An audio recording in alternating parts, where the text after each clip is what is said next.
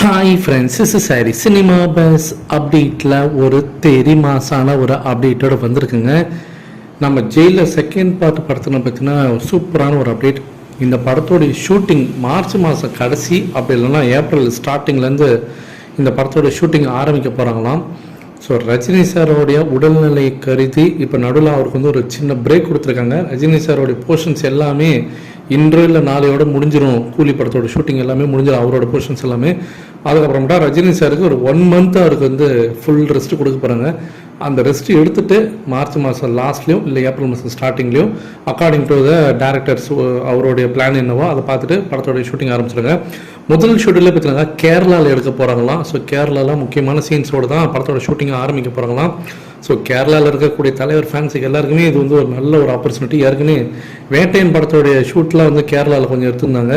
இந்த நிலையில் இந்த படத்தோடைய ஷூட்டும் பார்த்தினாக்கா அங்கே எடுக்க போகிறாங்க. ஸோ யாரெல்லாம் கேரளாவில் இருக்கீங்களோ இந்த படத்தோட ஷூட்டிங்கை நேரில் போய் பார்க்குறதுக்கு ட்ரை பண்ணுங்கள்.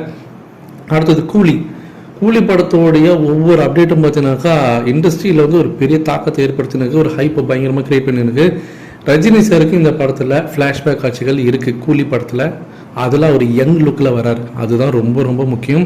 அதுவும் ரெட்ரோ லுக்கில் வராரு அப்படின்ற மாதிரி சொல்லியிருக்காங்க. 80s ரஜினி சார் நம்ம எப்படி பார்த்தோமோ அந்த லுக்கில் அவர் வராராம்.